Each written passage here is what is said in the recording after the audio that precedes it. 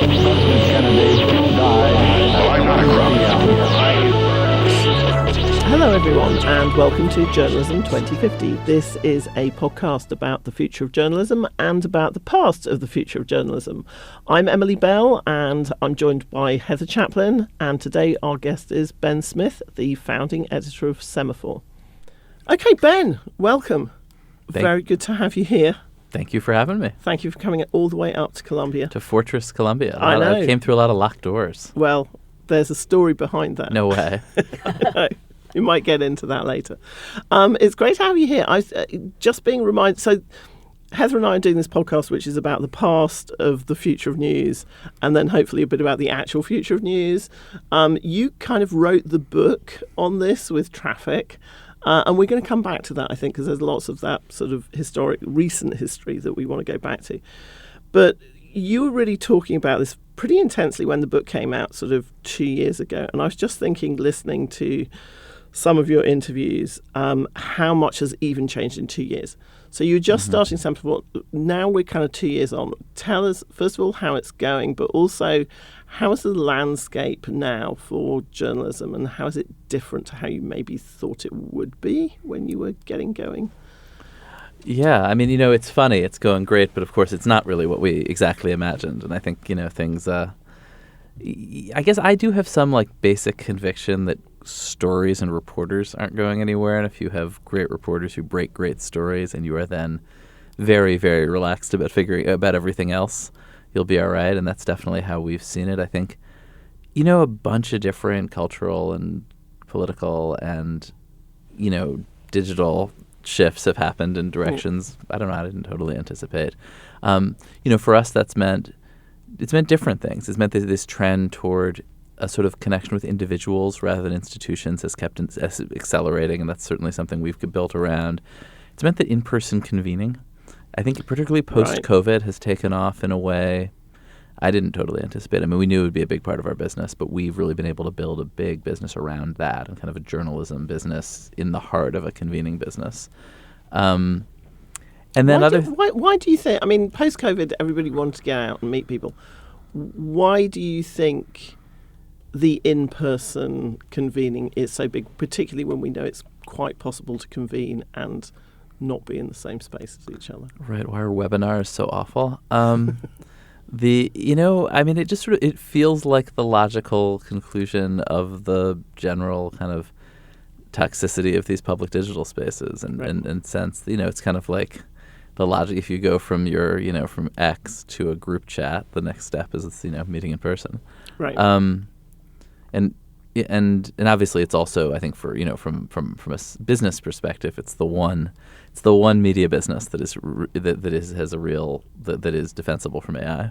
Right. I was going to say, yeah, we should talk about that, because you said something, I think, which is very smart in a recent interview about people just basically want to read or see things which are from humans. Which seems like such a basic point. Maybe that's wrong. I think whenever I have less conviction around that than I used to. I mean, but yeah, I think there's something somebody said to me. An AI can't intend anything. It can say things, but it can't intend them, and that's kind of an interesting distinction. So we get a lot of this stuff about it's not the attention economy, it's the intention economy, which drives me nuts. Oh, gosh. Well, I don't even really know what that means. That's a great line, but I have no idea what that means. No, yeah, exactly. I haven't even heard that line. Oh, I'm glad to be able to Did you just make that up? No, I did not, but I'm pleased to introduce it to you. It honestly sounds like it comes out of the marketing. Our friends in the marketing business. I'm going to forget it right now. Okay, I never heard it. Forget immediately. I know we're taking you off the question we asked, but I do find this success from a business perspective of live events fascinating. I keep thinking, if you were a novelist right now, what would you make of that? That there is something profound about the desire to make eye contact with other human beings at this moment in history. Yeah, when the digital space is kind of increasingly unreal. Although and we're all being told that the AI is about to take over and that we won't even exist anymore or have jobs, that then we're all hungering somehow to be with other messy humans. Yeah, and it also, I don't know, there's certainly more broadly been this return to a kind of 19th century media landscape with these partisan publications and in silos and different senses of truth. And another feature of that is that all the great writers were Emerson and Thoreau and Douglass and, were traveling speakers first who made their money, doing gigs. And what we think of as their books was like kind of the secondary product. Yeah, that's such a good point. I don't know. I love a historical reference. So. This is your talking Heather's language. We found it difficult to get past the levelers in this show about the future of journalism because it's like... No, but it's true. We're going back. I think people forget that ideas about what the free press was supposed to be have changed over time. And there was a time when it was just partisan, and that was just the way it was. It was paid for by political machines. And a lot of what we do at the Town Centre has been just accidentally this tracing of dark money going into local news systems, and it's kind of ended up being called pink slime, which is not a great set of words for it, but it is interesting that this is exactly where we were 300 years ago, that parties were the people who funded the press.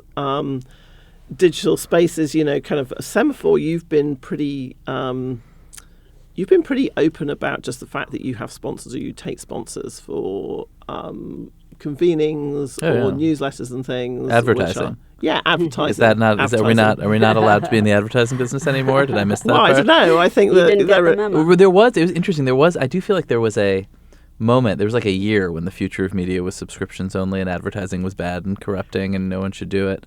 And now, I think a lot of people who founded businesses in that moment are sort of panicking about how that turns out to be a pretty limited business. That's quite interesting. Talk about that, because that's not always the impression that's still projected. Is like, because it is the case that advertising has been pretty resilient actually just last. Yeah, it's a big important industry and has been for a long time. I guess I think my own view on this is that everybody talks their book, and in any business. And in journalists just love to moralize. And so people moralize about their revenue streams. And it's like journalism's a tough business. And if you're going to build a successful journalism business, you're going to sell ads, you're going to do events, you're going to have subscriptions, you're going to license stuff, who knows? And you should not go out deciding that one of these things is more moral than the other. Like they all have they all have their risks. Advertising can be corrupting. Subscriptions, you can really become captive to sort of a rabid partisan base, the way cable television is, which is a subscription business. They're all fraught with peril, and commerce is a complicated thing. But I do think it's been a sort of liability for publishers to get into these virtue signaling debates about the revenue side. It's like just like keep your worries about virtue and ethics to the journalism, and let people find ways to finance the journalism. Is my view. That's somewhat at odds with the moralizing that we like to do. I like to do a bit of moralizing. So moral. It's only government money is acceptable. Yes, exactly. Only government money. I'm British. That's so the really pure way to fund journalism, and completely completely unproblematic as well. Exactly. You may have noticed. So going forward, one of the things that I've been very interested in is having spent a fair amount of my career sort of predicting where we're going next. And when I look at you, I look at somebody who's been more successful than anybody else about predicting from a journalistic point of view where to move next just before the market moves in that direction. So are you going to be leaving Semafor and setting up a small library business in rural Vermont or whatever it is? A bookstore. It's funny. I don't think of myself as ever predicting anything. Like, I'm really not a deep thinker about this stuff. I just swim. I've always swum, like, in the sewer with, wherever, and you can kind of feel where it's full of digital media. It's not a very nice way to talk about New York Times, Ben. But no, I think, I was lucky enough, and I think it's actually just to some degree when I happened to get into the business in the early 2000s that I think people a little older than me already had real jobs and felt like, I'm not going to go do this weird internet thing. And then there were just a handful of people who, just partly because of just literally when you entered and what your job was, it was like, these seems like you can't ignore these blogs. I'm working for a weekly newspaper, the New York Observer. It seems like I probably ought to figure out how to have one of these because obviously they're a thing. But also I'm not important enough that I can't just kind of wander off and write a blog and it's not going to, and I actually have important work that will distract from. And so I so I started doing this blog, and it was just immediately you could feel this kind of connection to an audience that was totally different. And the feedback loop, and I'm really like a scoop-driven beat reporter. Right. And the feedback loop with sources was just unbelievable. And I was breaking so much news, and they were people, you could feel that people wanted the next. And this is in New York in 2004, 2005, writing about the mayoral race. Between and actually, scoop is a strong word for some of it. It was such a different moment that if the mayor had a press conference at 11 a.m., like I could then go there, take some notes, go out to lunch, write on my blog about it at 2 p.m., and that would be the first place that you could find out what the mayor had said until midnight, when the New York Times put its edition online and might have a quote from the press conference or might not. So that's like sub scoop. But there was just this ability to put information that you knew a community of a few thousand people who ran New York City like really wanted, or that this consultant had been hired by this campaign, that Risa Heller was going to be Chuck Schumer's new communications director.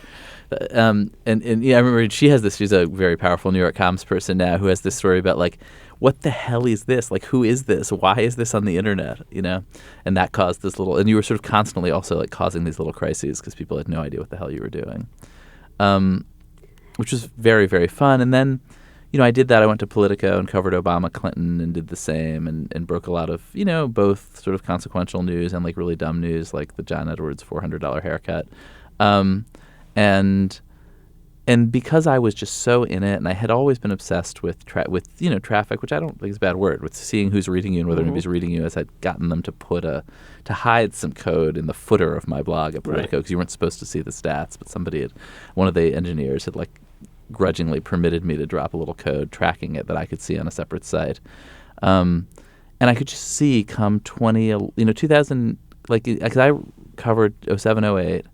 And November 4, 2008, Barack Obama, who's the biggest account on Twitter, tweets once, and the tweet is like, "Please remember to vote." And over the next 2 years, really, you could just see, and I could see, like, just literally, I knew who my readers were in a literal sense, like I knew their names, and I could just see them moving over to Twitter from these blogs, and these blogs, which had been their own little vibrant ecosystem where people would basically get new audience by fighting with each other. Ezra Klein's an idiot, and here is a link to his post. And he'd send it to him and be like, hey, like, I attacked you, but also gave you a good link when you attacked me back. Could you include the link? And there was this little funny ecosystem of conversation. That has not changed that much, actually. No, basically. But Twitter turned out to be a much more effective mechanism for all the most toxic parts of blogging, and all the most interesting parts, actually. And the kind you could just sort of feel, I had sort of, because I was just so on the coalface of it, just kind of like saw the conversation move over there. And when Jonah Peretti came to me with this weird cat website that was all about sharing content on Facebook and on StumbleUpon, and he was thinking, I'm starting to see news get shared. How could we build a news division wrapped around these new social platforms? Like, I was already living in that world because I just was saying, like, a blog is actually a place where you write things in the hopes that they will spread on Twitter. And it makes me wonder, in this moment where people, it's sort of dinner conversations tend to, what are you going to do when the apocalypse happens? What was the vibe in 2008 when you were doing this? Did you have a sense of the future sort of being open and exciting? Because one thing we're really struck about here is how much has changed so quickly. I mean, my dinner conversations are all about fast, free buses. But okay. Right. But the I'm of an age where fast, free buses are just going to be my reality going forward. I don't need a new mayor. But you take my point, right? That it can feel so frightening right now, especially if you're thinking about the future of journalism. That what did it feel like in 2008 when you were sort of right at the epicenter of this new wave? Well, I guess I'd separate the future of sort of journalism as in kind of the market cap and employment figures at media companies, which have been obviously in serious decline for a bunch of reasons that have to do with local American newspaper publishing that kind of probably aren't worth revisiting here, and the future of kind of information and discourse and democracy, which I was incredibly optimistic about. And I think people who, I think anybody who was, most people who, kind of came up, I was in college in the 90s, on the Usenet, and then the sort of it was so it was just so fun to suddenly have access to every publisher in the world, and to go from having these sort of the information that could reach you because somebody had built a printing press or had a broadcast tower in your area or had posted you a magazine, to this sort of wide array of perspectives. And I think it's worth remembering this is right after Iraq, in which the U.S. government had used that centralization around, of the New York Times, of CBS News, of this handful of kind of dominant platforms to, tell a story that turned out to just like lead the country into a total catastrophe. I remember thinking back then, like, wow, like imagine if in 2003, like the Iraqis were all on Twitter saying, like, being like, hey, no, like things aren't cool, like they're looting the museum. And there wouldn't have been this, the way in which the U.S. government had been able to say, just to describe things that were happening on the ground in a foreign country totally inaccurately. And then there was, I would say, a 15-year period in which it was hard to do that. And by the way, now that's back. But I was going to say, we now seem to be talking about the same thing. But there was a sense of like, wow, you can get this incredibly diverse array of perspectives. You can have these arguments that are often really around shared facts, but from perspectives that have been totally shut out of the conversation, left and right, culturally diverse, international in particular. It was incredibly exciting, actually. And I was, had this blog, and I was this great Polish writer, Michał Kolanko, who I think now a big Polish political reporter, but he was at some weird Polish blog, and he'd be sending me like, here's this crazy story in Poland and how they see Obama, and that would then go viral in the U.S. And it was just, it's very kind of open, and there's just a sense of kind of real openness and optimism. And I've seen you quoted as when you wrote Traffic that your central question was, what was that? What just happened? And I think it's what's the answer? I mean, I think what happened? I wrote it I guess like after 2016, like in the sort of, I published in 2022, but really like it felt to me like there was some point, and I guess this is obvious, like I left BuzzFeed in 2018, and there was some moment where clearly some episode had ended, and I did wonder to myself, like, yes, as you said, like what just happened, and I think and also sort of when that idea that what this was this very open, democratic, utopian space, and honestly, like it could have been, maybe it was open and democratic, but not utopian, right? Like there was, I think that a lot of this is very democratizing, and maybe people are less enthusiastic about small d democracy than we all thought, but. I think, the core thing that happened starting in like 2014, 2015, there's a day in March in 2015 that people describe as the last good day on the internet. Charlie Warzel wrote a piece about this. In the morning, some llamas got loose in Arizona, and everyone in the whole country was just like watching and tweeting about these llamas evading the local sheriffs on as helicopters filmed the whole thing, and they ran around strip malls. And then in the afternoon, a woman who'd been at a wedding in Scotland, in the Hebrides, I think,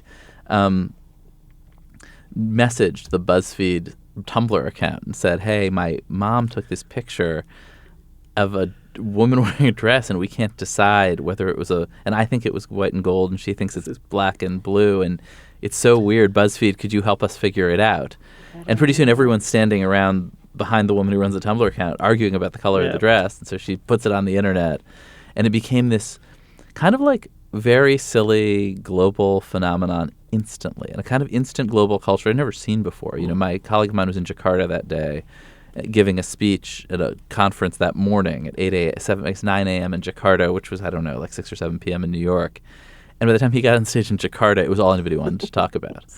And we had this sense of like, wow, this is this really kind of positive phenomenon. This is like silly but fun, totally harmless, instant global culture. I think looking back about it, the thing about that was like so fundamental, and the reason it spread was that it was divisive, just in the literal sense. It divided between people who saw it one way and saw it the other, provoked silly and good-hearted but fundamentally arguments and which the platform saw as engagement and amplified it to everybody. Right. And I think, and we then picked that up in, it was BuzzFeed. Like, I think we were sort of thinking about, okay, like what else is divisive like that? And olives are very divisive. Some people like olives. Some people don't like olives. So we provoked some arguments about olives. But then, we had actually in some ways a fairly traditional attitude toward journalism and toward, being fair and telling complicated stories. And so resisted the temptation to treat our political journalism that way. And when I ran into Steve Bannon the next year when he was running Trump's campaign, he was just like so puzzled why we hadn't taken that Wow. insight to attacking Hillary Clinton and promoting Bernie Sanders, which would have been the obvious logical conclusion of it. That's super interesting. That is so interesting. So the dress is responsible for the Trump campaign. I believe so. That woman in the Hebrides is the butterfly who flashed her I was going to say this is the flapping of the butterflies. That is so interesting. Or at least it revealed what was happening inside the system. It wasn't nothing. You didn't pause it. And the platforms benefited, as you say, sort of hugely from likes and shares being. I remember Corey Seeker coming to one of my classes and saying to my students, "What you have to really understand is that likes and shares equals revenue," and it was like one of those things where we all understand that now, but I think at the time it took journalists a while to really understand how the currency of discourse was like a real-time trading room. Yeah, I mean, I don't think I think the platforms were not that cynical, and the people running them didn't really understand what was happening either, and were looking at it from kind of the other end of the telescope. Like they're just seeing a system, and they're trying to drive time on site and engagement. They are not saying, "Hey, like this is a really clever way to make a little more money, and we don't mind the fact that we're going to be hauled in front of Congress next year and be accused of ruin." I don't think they understood what was happening at all. And in fact, I remember because they were looking from the other side of the telescope. They were just like, "Oh, these people seem engaged. These users seem engaged." And I think, I remember at the time, Jonah had gone to see a senior executive at what was then called Facebook and said, "Hey, like, remember that dress thing? Like, wasn't that cool?" And the guy was like, "No, that was terrifying. Like, we're not sure what happened there. We do not want it to happen again. We're going to start breaking these connections so that doesn't happen again." Wow. It never did. Why? What was the articulation? I mean, there's a sense that they'd kind of lost control of the system. Yes, things ran out of control. And it's so fast. I remember you could have something everywhere in the whole world in an hour. I don't know if you were at this meeting, but I remember going to a meeting where Facebook's offices downtown here, where they were showing a group of journalists and academics the social graph and saying, "Hey, and now you'll be able to just make these connections." And we immediately started going, "Oh wow!" So if there's like a high school shooter, then and you could see them actually the panic in their eyes. This is not how they think about the world, and it was not how they thought about the world at all. And we'd all gone to the very worst, darkest kind of use for this thing that they were going to and they're professional optimists. Yes, that's a very good way of putting it. Yeah, but that's not the case now. I mean, do you not think the blinkers are off? And no, what do you this AI thing? I mean, the way when you talk to people running AI companies, I mean, they have this sort of, to me, marketing thing about how maybe it's going to cause the apocalypse. But most of the people working on it are just really excited about it and full speed ahead. I talked to a guy yesterday who's very excited about the possibility of AI to smell things and also emit smells. God. And I think it's actually a very cool company in the perfume space, but also I think he's trying to disrupt dogs. It's incredible. Oh my God. Trying to disrupt dogs. Oh, good luck with that in New York City. You mess with the dogs, that's it. You're done. You don't need a dog to sniff things anymore. You can carry a giant nose. I'm not a big dog fan myself. See? So you welcome our Disruptive. AI overlords, noses, etc. If it'll get rid of dog shit all over the I do think sidewalks. that's because I think we're totally doing it again. I think that's sort of the whatever. That's that's America. We get excited about stuff and just kind of run with it. And that would include a kind of techno-authoritarianism as well, which says that everything now has to be aligned. Actually, there was a question I wanted to ask you about something you've been asked about a lot, which is when BuzzFeed did not sell to Disney. And I wondered, do you think if you'd taken that deal, or if Jonah had taken that deal, would you now be either A, Nate Silver, or B, Barry Weiss? So in other words... Me personally? You are kind of. No, I think, but I mean, if Disney, it was when BuzzFeed was, was sort of, rising very fast, but was also this very pure idea about a kind of a future of news on social media that ultimately wasn't going to work. Like, we didn't know that, but the ecosystem that we imagined was going to shape up in which there was revenue, there was not. And actually, Disney, when it didn't acquire BuzzFeed, acquired a company called Maker Studios, which was an attempt to be a middleman in the YouTube space that went to zero and went away. And I think actually we would have. I mean, the reason I was against it, and now my colleagues make fun of me for this, but I don't think it was not going to work. And I would have wound up as a consultant to ABC News for a year or two, and then wandered off and gone back to blogging. So Barry Weiss, in fact, consultant to a large news network. Yeah, I think it's. I would not want that. I mean, I think that's a very hard job for. Yes. Yeah, well, I mean, I kind of wrote a piece which I was slightly annoyed that CJR didn't give it my original headline, which was The Silencing of Barry Weiss. But the idea that actually, this kind of idea that there's freedom within those very large conglomerates to have any kind of effect at all, I think is probably... It's challenging. And I don't know how far we want to go down this rabbit hole. Like, I actually think they are trying to, and she is in all good faith, trying to make CBS News a good thing people want to watch. And I think that's like almost impossible, like given their cost structure. I don't know if you watch. I turned on 60 Minutes the other night and was just like, oh my God, this is unbelievably slow and boring. And they do programmed for the elderly people who've been watching it for a long time, so they can't change it because that's their remaining audience and they'll go away. But I can't watch things that move this slowly. They do warn you with the title. This is going to be 60 minutes. I watch things for 60 minutes, but there's more information in them. Yes, yeah, there are very few things. I have a war on lengthy films and things like that. I like short. So let me ask you: in 2011, when you started at BuzzFeed, how would you have described what the landscape was then, and what the problems were that journalism was facing? Oh, I mean, it was that these legacy publishers didn't understand the opportunity of this kind of wide open new social web with the potential of, vast scale free distribution and a totally immediate kind of intimate connection with your audience. And how would you describe it now?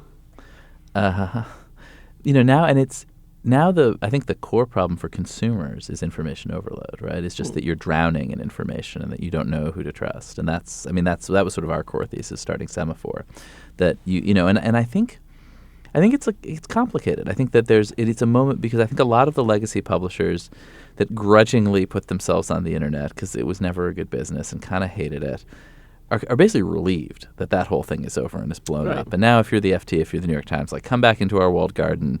You can just live amid New York Times articles and we'll send you an email with 17 New York Times articles if you don't have enough. And I actually think that's kind of a bit of and we are so relieved that we don't have to deal with this kind of open internet that we're sure our consumers are similarly relieved. I actually think that's kind of a misread. Like everybody loved having access to the greatest journalism from everywhere in the world. And the fact that this delivery system for it has collapsed into a total mess doesn't mean people want to go back to I only get one newsletter and one newspaper and one television station, and I don't want that diversity of voices. I mean, I think Substack's success kind of proves that. And so we definitely are trying to, be a synthesis of those things to say you've got, we're going to give you great original journalism, but we're going to spend a lot of energy and take very seriously the idea that we're reading everything for you and trying to give you the best of everything, try to give you views that deeply disagree with each other and maybe with us, because that's part of understanding the whole landscape. So we train journalists here, and I was very heartened to hear you say earlier on, fundamentally, just the business of what is a story and how do you go after a story and reporting it and getting it before everybody else and maybe better than everybody else is still the kind of, that's still a function that has value. Yeah. Is that we sort of believe that, right, as a kind of training mechanism. And you sound doubtful. To say, no, but I mean, I think that we were talking about what is the biggest problem for journalism at the moment. I said, I think that one of the biggest problem we face is that there are a lot of people who just don't want us to do journalism, that they want journalism to be something different than what it is, which is, a mechanism for telling people what's going on in the world with a kind of a basis in fact. That's not what corporations want. It's not really what political parties want. And, it is hard. It feels to me like it's harder to do journalism today. But do you think you look skeptical about that? I think we tend to tend to romanticize the past a little, and I mean, I think there was this period in the 20th century when, for totally technological reasons, for purely technological reasons, really the expense and regulatory constraints around broadcast towers and spectrum, the sort of expense of large-scale printing and distribution meant that that publishing was very, very, very consolidated around a few voices, and for reasons having to do with the advertising industry, these voices wanted to reach members of both political parties to sell them all mattresses, and that was in that period had its positives and its negatives, and I guess I sort of feel nostalgic for it too, but I don't think it was the norm, and I don't think that there was some. And I think people tend to look for some journalistic or political sin that, got us tossed out of Eden. And it was obviously a period that was shaped by technology in a short one. But one doesn't have to glorify the past to see the threat of the future. Oh, no. We like to see the threat of the future here. So I guess I'm struck by the look on your face of sort of doubt when Emily was saying that, because do you feel that journalism sort of isn't under threat right now? I think, let's see. I mean, I guess I would sort of break it down. I mean, I think that the U.S. federal government right now is using federal power to threaten, these consolidated media companies in a way that's, I think, terrible and certainly outside U.S. norms. I've, argued with Brendan Carr about it. And yes. Do I think that, American journalists exposing facts about corruption or being arrested and attacked physically? I haven't seen that. Maybe you have. No. It's interesting because I feel like it's more hard to name and hold on to, that the level of noise or that sense of people not knowing who to trust, in a sense, has a similar effect of neutering the ability of journalism to do what it's supposed to do. Let me put so if the culture keeps moving in the direction that I think it's not impossible, if there's a multiple possible futures in front of us, there is one, it seems to me, where the noise continues and people's distrust continues, and this sort of sense of it's impossible to know continues. That is effectively a kind of censorship or a kind of neutralizing journalism that looks different than arresting us or censoring us. Right, the impact of journalism. The impact. So that's why even when you were saying, it's about the good stories, I don't know if I agree with that, because if they don't have any impact, if a good piece of news lands in the forest and the tree doesn't fall, I don't know what does it matter? One newspaper being opened. I think I agree with you. And I think, we didn't just sort of veer into AI, the kind of the liar's dividend of of being able to deny the reality, if anything, is in a way the scariest part of AI. Not the fake things, but the sort of... Exactly. I wonder whether you kind of feel less affected by the threat of this, partly because you're more of an optimist. Heather and I are not very optimistic, it has to be said. But also whether because you're addressing, at Semafor, you're addressing business audiences, and there's a very long and strong tradition of businesses only paying attention to really high quality information, whether it's the Bloomberg terminal, the Reuters feed, whatever, paying for higher quality information, paying to talk to each other directly. One of the things that I think is interesting is how the business press is very unaffected by a lot of this, because you have to make money in the markets. You need to know what's going on, that feels to me like that feels like there's a bifurcation now of the market between those people and everybody else. I would say yes and yes. Obviously, I wouldn't be doing what I was doing if I wasn't kind of a maniacal optimist. But also, we definitely think of ourselves as talking to a kind of subset of people who have to make decisions, who don't treat news as entertainment, who understand and are sick of the kind of game of writing, of telling you what you want to hear in exchange for subscriptions and clicks and whatever, and really, really can't afford to be lied to, whether it's because they're business decision makers or people making decisions in other spaces, but who actually really feel some compulsion to understand what's happening, even if it's not exactly what they want to hear. The headline of your first column at the New York Times in 2020 was "The success of the New York Times may be bad news for journalism." Do you still feel that way? Yeah, for sure. I mean, I think you'll have to check this stat, but I think I read that sort of more than 1 in 10 journalists in America work for the New York Times. I think it's bad for the Times. it makes them it's probably good for their business, but it makes them a kind of target for and a metaphor for capital J journalism. Any mistake they make is a metaphor for what's wrong with everything in America. This is my least favorite part of being at the Times. I would tweet something stupid, and the immediate response is when people would quote tweet it and say, New York Times reporter. And it's like, no, I'm just an idiot. Like, it's not, but the, and it just, and there's these digital businesses, like search being the most extreme version, just tend to consolidate. Like they tend to centralize. And I think the Times, to a degree, has done that with a kind of, whatever you want to call it, center-left national news. And I think it means that it's just competition is healthy, and the more of it, the better. And my question, much more mundane than that, it's a good question. I actually remember you emailing me because I'd written something in The Guardian saying, I think the New York Times has hired Ben Smith and this is actually a terrible thing. And then you wrote me saying, I'm going to steal this column. And then actually you That's right, wrote I did. And then you wrote actually a much better version of it, which was very annoying for me. I did steal your idea. Good but point. no. It was Emily. actually you going there, which had made me think, oh God, time is a flat circle, and what kind of progress are we making here? But if you go back to Ben at sort of 22, 23, when you're kind of indie star and then into like the New York tabloid press. If you were 22 or 23 now, would you still be being a journalist, and what would you be doing? Oh, yeah, I just want to get scoops. I just think if you can get scoops and you can break news, that is just the atomic unit of journalism, and go do that and don't worry about it. And there's a ton of demand for that. Excellent. Go out, break scoops. Ben Smith, thank you very much indeed for coming all the way up here to Fortress Columbia. Thank you. Sharing your thoughts and inspiring our audience to get scoops. Thank you guys for having me. This was a fun conversation. Thanks for coming. Thanks for coming.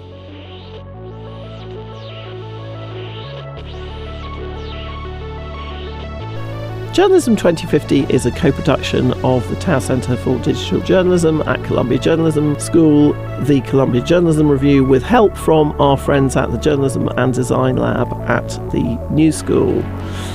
Our producer is Amanda Darroch, our production coordinator is Hannah Joy, and our researcher is Sam Earle. Find us wherever you get your podcasts.